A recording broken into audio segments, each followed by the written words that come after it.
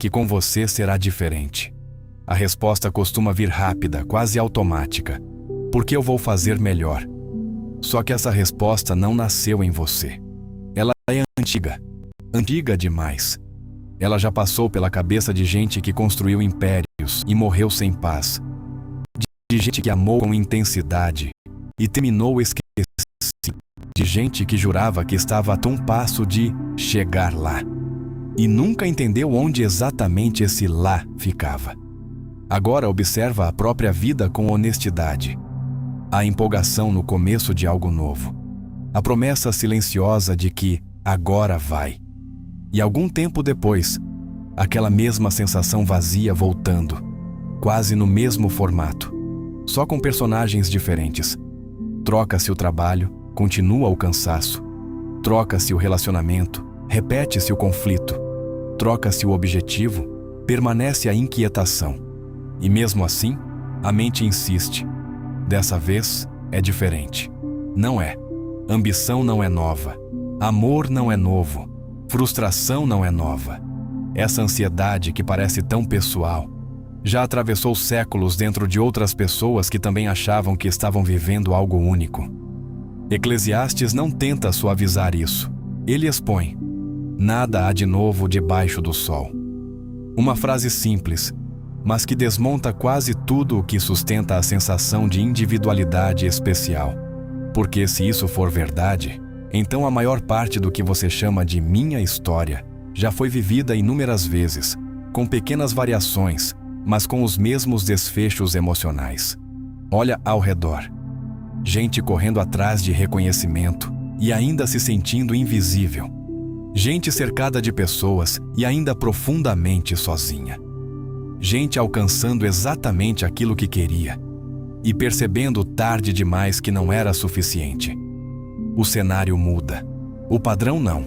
A crença de que você vai escapar disso é confortável, quase necessária. Sem ela, muita coisa perde o sentido. Só que essa mesma crença também aprisiona, porque te mantém correndo atrás de algo que, historicamente, nunca sustentou ninguém por muito tempo. Aqui não tem consolo fácil. O que vem agora é direto. Tudo já foi tentado. Tudo já falhou. E entender isso não te coloca à frente de ninguém. Coloca você diante de uma escolha que a maioria evita até o fim. Continuar vivendo como se fosse exceção. Ou encarar que você faz parte do mesmo ciclo que ninguém conseguiu quebrar. Iron Fênix, a fênix que paga. Acordar, correr, resolver, desejar, adiar, repetir. Dias diferentes, sensação idêntica. A vida muda de roupa, mas o corpo por dentro continua o mesmo. Pouca gente encara isso com lucidez. A rotina não é só pessoal, ela é estrutural. Não nasceu com você, não vai terminar com você. Eclesiastes descreve isso sem esforço poético, quase como alguém cansado de observar. O sol nasce e se põe, e volta ao seu lugar de onde nasceu. O vento vai para o sul e faz o seu giro para o norte. Continuamente vai girando, e volta aos seus circuitos. Nada se perde, nada escapa, tudo retorna. Não é metáfora bonita, é padrão. Rios correm há milhares de anos, desaguam no mesmo mar, e ainda assim, o mar nunca se enche. Movimento constante, resultado repetido. Agora troca a água por decisões humanas. Projetos começam com energia, terminam em desgaste. Desejos surgem com força, se dissolvem quando realizados. Promessas são feitas com convicção e esquecidas com a mesma facilidade. A engrenagem gira e quem está dentro costuma chamar isso de minha história. Só que, quando se afasta um pouco, a individualidade perde força.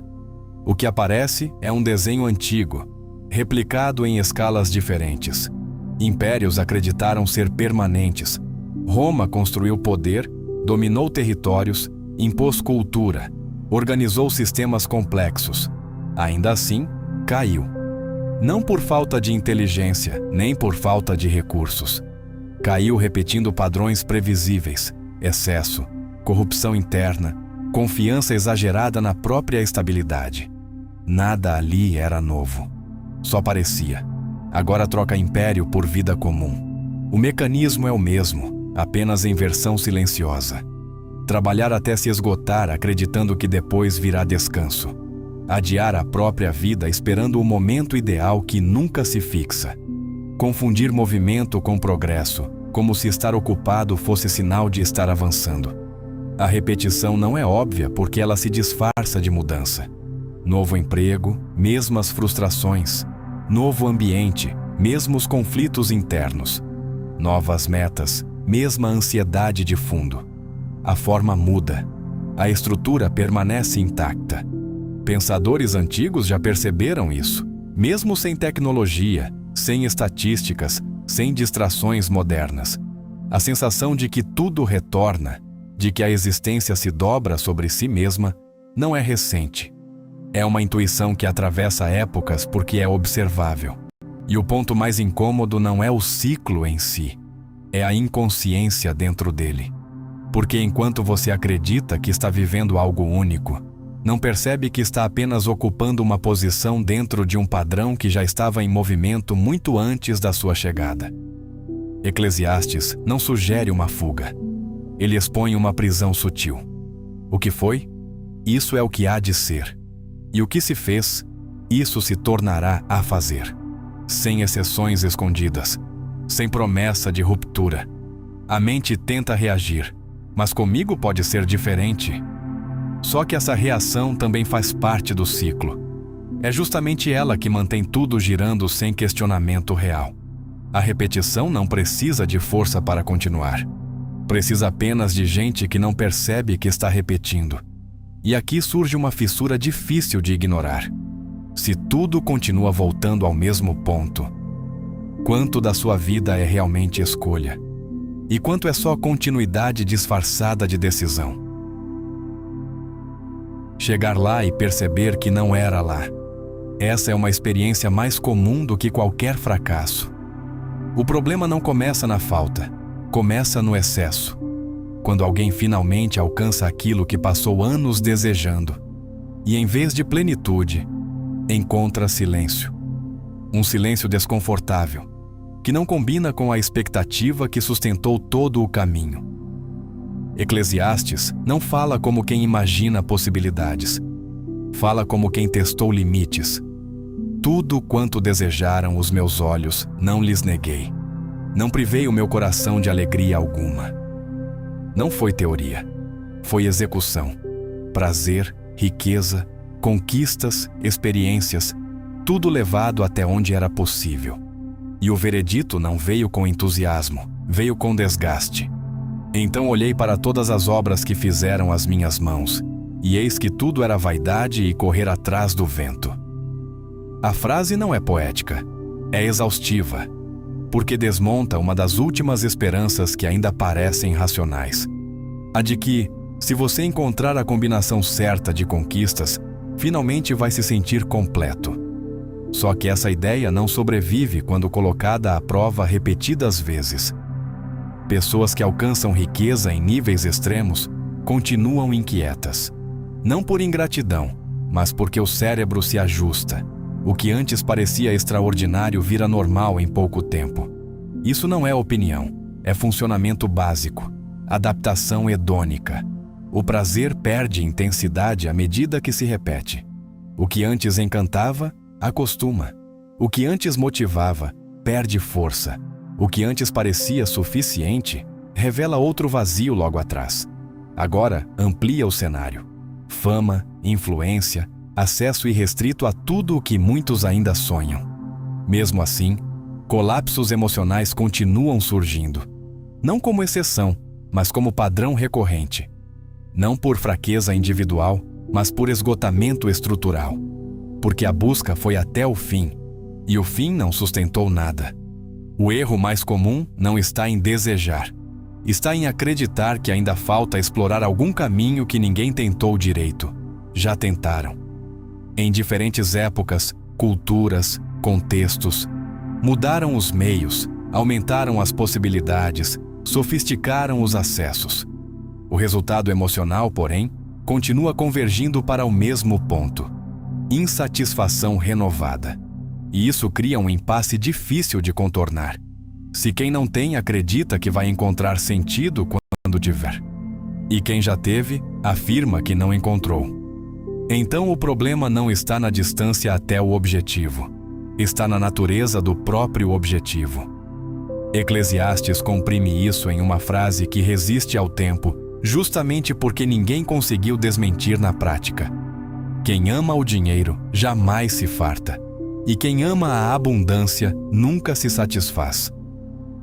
Transforme seu celular em uma maquininha de cartão. Moral. É uma constatação operacional. A mente tenta reagir com uma última defesa. Ainda não encontrei o que é certo para mim. Só que essa resposta já foi usada incontáveis vezes por pessoas que estavam exatamente no mesmo ponto. A sensação de que falta a coisa certa mantém o movimento, mas não resolve o vazio. Apenas adia o confronto com ele. E aqui, a conclusão deixa de ser confortável. Não se trata de ainda não ter encontrado. Trata-se da possibilidade real de que não exista aquilo que você espera encontrar. E quando essa possibilidade começa a fazer sentido, a busca deixa de ser empolgante e passa a ser inquietante. Quanto mais controle você acredita ter, mais sofisticada se torna a sua ilusão. A sensação de avanço é sedutora. Tudo parece indicar que estamos indo para algum lugar melhor. Mais tecnologia, mais acesso, mais velocidade, mais possibilidades. Um mundo onde quase tudo responde ao toque de um dedo. A impressão é clara. Agora, finalmente, dominamos o jogo. Mas basta olhar com precisão, não com entusiasmo. Guerras não desapareceram. Apenas trocaram de formato. Antes, território físico. Hoje, influência, narrativa, dados, poder econômico invisível. A disputa continua, só ficou mais silenciosa e mais constante. Conflitos pessoais seguem o mesmo padrão: inveja, comparação, necessidade de validação, medo de exclusão. Nada disso surgiu com a internet. Apenas encontrou um ambiente perfeito para se amplificar. Mudamos as ferramentas, mas não mudamos a natureza. Essa frase não é crítica ao progresso. É um limite que o progresso não consegue ultrapassar. Eclesiastes já apontava isso de forma direta, sem qualquer fascínio por novidade. O que é já foi, e o que há de ser também já foi. E Deus pede conta do que passou. Uma linha que atravessa séculos e continua intacta. Porque o ser humano evolui externamente, mas carrega internamente os mesmos impulsos fundamentais. A psicologia evolutiva confirma isso com outra linguagem. O cérebro humano ainda opera com estruturas formadas para sobreviver em ambientes primitivos. Busca por status, medo de rejeição, necessidade de pertencimento, resposta ao prazer imediato. Tudo isso permanece ativo, independentemente do contexto moderno. Agora coloca isso dentro de um mundo hiperconectado. Comparação constante, estímulo contínuo, recompensas rápidas. O resultado não é equilíbrio, é saturação. Nunca houve tanto acesso e nunca houve tanta inquietação. Nunca se falou tanto sobre liberdade e nunca se sentiu tanta pressão invisível para se encaixar, performar, aparecer. Avançamos em capacidade, não em direção. Essa diferença passa despercebida porque o movimento engana. Tudo parece estar indo para frente, quando na verdade só está acelerando dentro do mesmo eixo. Mais eficiência para produzir, mais meios para consumir, mais canais para se distrair. Mas a experiência interna continua presa nos mesmos conflitos básicos. Ansiedade não é efeito colateral do mundo moderno. É amplificação de algo antigo. Depressão não surgiu agora. Ganhou escala. O problema não está no progresso em si, está na crença de que ele resolveria aquilo que nunca foi técnico. Eclesiastes não celebra conquistas humanas como solução definitiva. Ele observa com distância. Vi ainda debaixo do sol que não é dos ligeiros a carreira, nem dos fortes a batalha, mas que o tempo e o acaso acontecem a todos. Controle absoluto não existe. Previsibilidade total nunca existiu. A ideia de que estamos no comando é confortável, dá a sensação de segurança. Só que essa sensação entra em conflito direto com a realidade. Eventos imprevistos continuam acontecendo, resultados escapam do planejamento, e o esforço nem sempre produz o retorno esperado. E mesmo assim, a crença persiste. Mais planejamento, mais tecnologia, mais estratégia. E então tudo se encaixa. Não se encaixa. Porque a desordem não vem da falta de ferramentas, vem da própria condição humana. E aqui, o argumento se fecha